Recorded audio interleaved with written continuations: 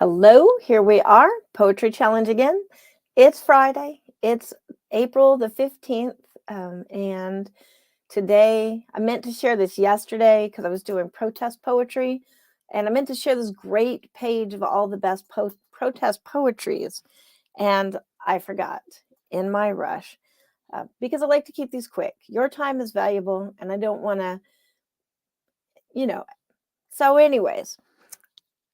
Let's go. Let's do this because I obviously need more coffee. I'm still waking up a little bit. Also, if you haven't seen it, you can go over to Amy Zollers, who kind of winds up being my poetry partner in crime. We do a lot of things together, like the Cake and Hyperbole and Poetry Lives on the third Sunday of the month, of every month. And she does breakfast poetry every day as her part of the challenge, the poetry challenge. But today, I welcome everybody here. Let's talk about protest poetry. This is over at poetryfoundation.org, and they're like a really great resource if you're trying to get into poetry or if you need more poetry to enjoy.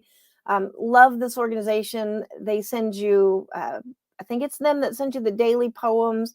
Really wonderful organization, but they have a whole page about poems of protest, resistance, and empowerment, and how you can use your words for good. You can use your words to protest things that you feel, to express your opinion. And we all know using words is much better than using violence. So this is why poetry is necessary and sought during and after crises. So I'll just read this really quick. And then there's actually a poem in here I want to read to you. And they have just tons of them linked, all the best poems. And hello, Choopy. I have a little chupacabra down here. So, pithy and powerful. Poetry is a popular art form at protests and rallies. From the civil rights and women's liberation movements to Black Lives Matter, poetry is commanding enough to gather crowds in a city square and compact enough to demand attention on social media. Speaking truth to power remains a crucial role of the poet in the face of political and media rhetoric designed to obscure, manipulate, or worse. The selection of poems below on this page, which is poetryfoundation.org, they below call out and talk back to the inhumane forces that threaten from above. They expose grim truths, raise consciousness, and build united fronts. Some insist, as Langston Hughes writes, that all these walls oppression builds will have to go. Others seek ways to actively make peace, as Denise Levertov implores, suggesting that each act of living might cultivate collective resistance. All of these poems rail against complacency and demonstrate why poetry is necessary and sought after in moments of political crisis. And we have definitely had some crisis lately. Oh, thank you and welcome. Welcome. So the poem that I selected, like I said, there's just a ton of them, all the just beautiful poems. I went through here yesterday and it was really hard to decide which one of these I wanted to pick out because so many amazing messages, so many important messages. But the one that I picked to read is a translation from Tino Villanueva, You, If No One Else. And so that's my message for today is protest poetry. Please use your voice. Please use your voice for good because I know you have words because you're here right now. So you, if no one else. Listen, you who transformed your anguish into healthy awareness. Put your voice where your memory is. You who swallowed the afternoon dust. Defend everything you understand with words.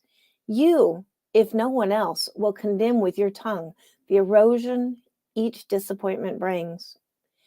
You who saw the images of disgust growing will understand how time devours the destitute. You who gave yourself your own commandments know better than anyone else why you turned your back on your town's toughest limits. Don't hush. Don't throw away the most persistent truth as our hard-headed brethren sometimes do. Remember well what your life was like. Cloudiness, the slick mud after a drizzle, flimsy windows the wind kept rattling in winter, and that unheated slab dwelling where coldness crawled up into your clothes. Tell how you were able to come to this point, to unbar history's doors, to see your early years, your people, the others. Name the way rebellion's calm spirit has served you, and how you came to unlearn the lessons of that teacher, your land's omnipotent defiler. Remember how, from the first emptiness, you started saving yourself, and ask yourself what, after all, these words are good for in this round hour now, when your voice strikes time. And that is the words of Tino Villanueva, You If No One Else, from Chronicle of My Worst Years.